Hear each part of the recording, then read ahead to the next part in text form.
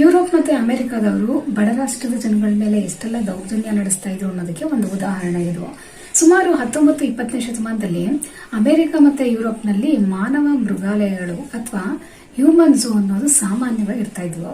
Paris, Hamburg ಮತ್ತೆ London, New York city ಇಂಥ ಸುಮಾರು ನಗರಗಳಲ್ಲಿ ಮಾನವ ಮೃಗಾಲಯಗಳು ಸ್ಥಾಪನೆ ಮಾಡಿದ್ರು. ಮನುಷ್ಯರನ್ನ ಪ್ರಾಣಿಗಳ ತರ ಪಂಜರದಲ್ಲಿ ಕೂಡ ಹಾಕಿ ಪ್ರದರ್ಶನಕ್ಕೆ ಇಡ್ತಾ ಇದ್ರು. ಇದರಲ್ಲಿ ಆಫ್ರಿಕಾದ ಜನಗಳು ಮತ್ತೆ ಅಮೆರಿಕದ ಮೂಲ ನಿವಾಸಿಗಳು ಮತ್ತೆ ಎಲ್ಲಾ ತರದ ಸ್ಥಳೀಯ ಬುಡಕಟ್ಟು ಜನಾಂಗದವರನ್ನ ಪ್ರದರ್ಶನಕ್ಕೆ ಇಡ್ತಾ ಇದ್ರು.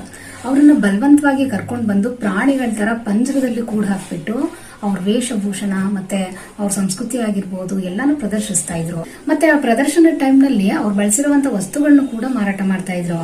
ಅವ್ರ ಮನೋರಂಜನೆಗೋಸ್ಕರ ಆ ಜನಗಳನ್ನ ಬೆಳೆಸ್ಕೊಳ್ತಾ ಇದ್ರು. ಮಹಿಳೆಯರು, ಪುರುಷರು ಮತ್ತೆ ಸಣ್ಣ ಮಕ್ಕಳನ್ನು ಕೂಡ ಬಿಡ್ತಿರ್ಲಿಲ್ಲ. ಬಲವಂತವಾಗಿ ಕರ್ಕೊಂಡು ಬಂದು ಇಷ್ಟ ಬಂದಂಗೆ ವಿಚಿತ್ರವಾಗಿ ನಡ್ಸ್ಕೊಳ್ತಾ ಇದ್ರು, ಹಿಂಸೆ ಕೊಡ್ತಾ ಇದ್ರು ಅವ್ರಿಗೆ. ಸೊ ಇದರಿಂದ ಅವರು ತುಂಬಾ ಕಾಲ ಬದುಕೋದಿಕ್ಕಾಗ್ತಾ ಇರ್ಲಿಲ್ಲ, ಅತಿ ಬೇಗ ಸತ್ತೋಗ್ತಾ ಇದ್ರು. ಸೊ ಈ ರೀತಿ ಮನುಷ್ಯನ ಪ್ರಾಣಿಗಳ ತರ ಪ್ರದರ್ಶನಕ್ಕಿಟ್ಟು ಖುಷಿ ಪಡುವಂತ ಜನಗಳವರು.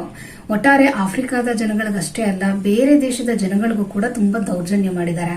ಇನ್ನೂ ಇಂಟ್ರೆಸ್ಟಿಂಗ್ ಆಗಿರೋ ವಿಷಯಗಳು ತಿಳ್ಕೋಬೇಕು ಅಂದ್ರೆ ಕಾಂಚನ ಚಾನಲ್ ಸಬ್ಸ್ಕ್ರೈಬ್ ಮಾಡಿ, ಪ್ಲೀಸ್ ಸಪೋರ್ಟ್ ಮಾಡಿ.